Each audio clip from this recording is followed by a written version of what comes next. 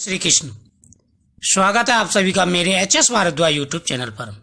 आज मैं आपको कार्तिक मास के 22वें दिन की 22वें अध्याय की कथा सुना रहा हूँ। बहुत ही सुंदर कथा है। इस कथा के सुनने से हर मनोकामना पूरी हो जाती है। सौदास राजा बोला कि हे माँ बाप, तुम कौन हो? पूर्व ही तुमने क्या किया? हमारे मित्र हो, अत्यंत स्नेह से सब वृतांत कहूँ। जो कोई अधम मनुष्य मित्र के साथ छल करता है सो 7 कोटि युग नरक में रहता है।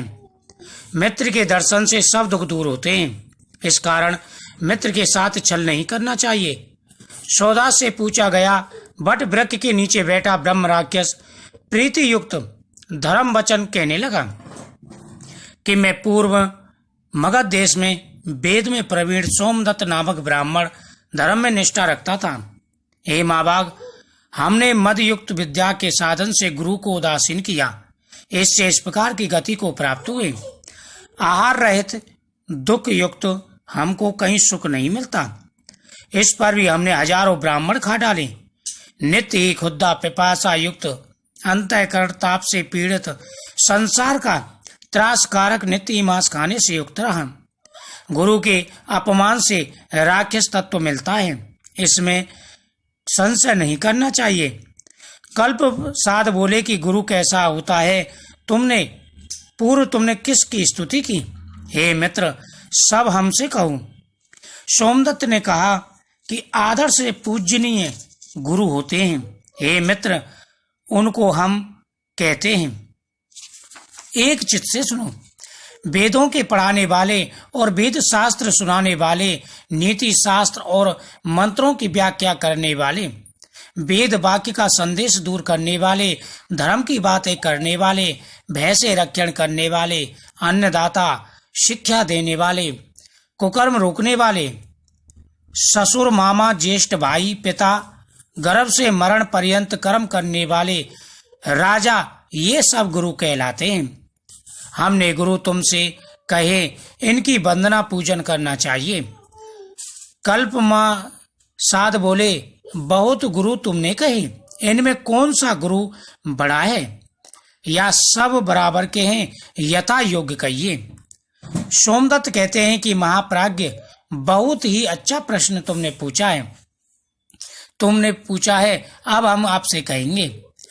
हम लोग राक्षस हैं, खुद्दा पिपासा से पीड़ित भी हैं। ये सब गुरु के समान हैं, जिस पर भी शास्त्रों का उत्तम सारांश सुने। वेद तथा मंत्रों का उपदेश दाता और पिता और धर्म बोलने वाला, ये विशेष गुरु हैं। इनमें भी श्रेष्ठ गुरु सुनो। सब शास्त्रों के जानने वाले कहते हैं, जो देव पूजा से युग कर्म और देव पूजा का फल तथा जो गुप्त मंत्र दे, वह श्रेष्ठ गुरु है। धर्म शास्त्र पुराण इनके कहने वाला परम श्रेष्ठ गुरु है। हे राजन, वेद तथा शास्त्रों के विभाग करने वाले वेद व्यास भी जी महाराज ने पुराणों में सर्व शास्त्र कहते हैं। जो कोई अभियुक्त रोज पुराण सुनता है, यानी जो व्यक्ति रोजाना धार्मिक कथाओं का श्रवण करता है, उसकी निश्चल बुद्धि होती है। धर्म से पाप नष्ट होते हैं, शुद्ध ज्ञान मिलता है। धर्म अर्थ काम मोक्ष, इनको जो लोग चाहे वे पुराण सुने। हम तो गौतम नाम मुनि से ज्ञान को प्राप्त हैं। मनोरम गंगा तीर में पुराण शास्त्र के कथन में गौतम से कहे गए धर्म सुने। कभी महादेव जी की पूजा में स्थिर रहा, इतने में गौतम जी आए, उनके प्रणाम हमने किया। सो शांत आत्मा गौतम जी हमारे कर्म देखकर बहुत आनंदित हुए और कहने लगे कि बस मैं बड़ा प्रसन्न हूँ। परंतु हम महादेव का पूजन करते रहे, सो महादेव से गुरु का अपमान देख हमको राक्षस किया। जो कोई गुरु का अपमान करता है, उसका श्रेय, धर्म, क्रिया सब नष्ट हो जाते हैं। जो कोई आदरयुक्त गुरु की सेवा करता है, उसको संपत्ति मिलती है, यह विद्वान लोग कहते हैं। हे राजन, उस पाप से हम अंतःकरण में जले जाते हैं। खुदा की अग्नि से सब लोग मोक्ष होगा, यह नहीं जानते। सूत जी बोले, इस प्रकार बट वृक्ष में बात करते धर्म शास्त्र के प्रभाव से दोनों का पाप दूर हो गया। इतने में कलिंग देश का रहने वाला कोई गर्ग नामक धार्मिक ब्राह्मण आया। कंधे में गंगा जल लिए विज्ञेश्वर महादेव का नाम लेते आनंद चला आता था। आते हुए गर्ग नाम मुनि को देख पिशाच और पिशाची दोनों बोले, हमारा पारण भोजन प्राप्त हुआ। ऐसा बोल भुजा उठाकर दौड़े। गर्ग जी कहे हुए नाम सुनकर निकट न जा सके, दूर से वचन बोले। राक्षसी कहने लगी, कल्याण स्वरूप महात्मा तुम्हें नमस्कार है, जिनके नाम के स्मरण मात्र से राक्षस दूर रहते हैं। हमने कोटि ब्राह्मण खा डाले, तुमको महादेव का नाम माँ भय से रक्षित करता है। महादेव जी के नाम के महत्व से राक्षस हम लोग राक्षस किसी भी ब्राह्मण के पास नहीं जा सकते। जो भगवान का नाम लेता है, महादेव की पूजा करता है, भगवान विष्णु की पूजा करता है, हम राक्षस लोग उसका कुछ नहीं बिगाड़ सकते। यह बात नाम के स्मरण से कही और गंगा जी की बूंद से मुक्ति मिलती है। पृथ्वी में पवित्र तीर्थ गंगा जल का कण भी पापों को दूर करने वाला है। तुलसी दल युक्त सरसों मात्र भी गंगा जल 21 कुलों को पवित्र करता है। हे महाभाग, इस कारण से गंगा जल के अभिषेक से हम पापियों का रक्षण करो। सूत जी बोले, इस प्रकार राक्षस से कहा। गंगा का महत्व सुनकर ब्राह्मण विस्मित हुआ। लोक की माता गंगा में इतनी ऐसी भक्ति है, ज्ञानी महात्मा लोगों का क्या कहना। कृपा करके गर्ग नाम मुनि तुलसी युक्त जल से राक्षसों का अभिषेक करने लगे। सरसों मात्र गंगा जल के अभिषेक से राक्षस तत्व को छोड़कर देव तत्व तुल्य हो गए। पुत्र युक्त ब्राह्मणी और सोमदत्त शंख चक्र गदा हस्त विष्णु स्वरूप को प्राप्त हुए।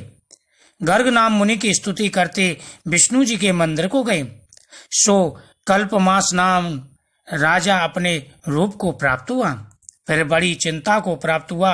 उस राजा का चित्त व्याकुल देख गुप्त रूप सरस्वती बोले कि हे राजन, महाभाग दुख ना करो, राज्य के अंत में तुम्हारा भी कल्याण होगा।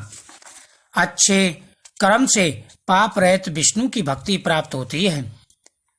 जो लोग गुरु की पूजा में भक्ति पूर्वक पूजा करते हैं वह विष्णु पद के अधिकारी होते हैं। सरस्वती के इस प्रकार वचन सुन राजा आनंद हुए और उसने गुरु जी का स्मरण किया और विधि से प्रणाम करके गर्ग मुनि तथा गंगा जी की स्तुति की।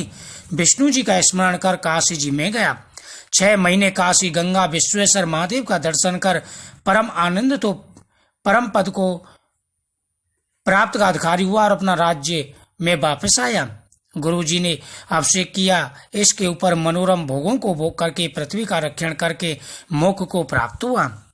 सूत जी कहते हैं कि यह कुछ आश्चर्य की बात नहीं है। विष्णु जी और काशी के गुण कहते सुनने स्मरण करके गंगा जलपान करते मनुष्य मुक्त हो जाते हैं। आप लोगों ने उत्तम गंगा में ब्रह्मा विष्णु महादेव जिनका पार नहीं पाते, गंगा के नाम के स्मरण मात्र से मनुष्य करोड़ों पापों को छोड़ ब्रह्मलोक में जाता है। गंगा गंगा ऐसा बार बार कहने वाला पापी ब्रह्मलोक को चले जाता है। जो लोग इस अध्याय का पाठ करते हैं, सुनते हैं, वह दूसरों को सुनाते हैं, उनको वैकुंठ लोक की प्राप्ति होती है। जो लोग गंगा की सेवा करते हैं, गंगा की कथा का श्रवण करते हैं, गंगा माँ की पूजा करते हैं, उनकी सभी मनोकामनाएं पूरी हो जाती हैं। बोल कार्तिक मातम की जय।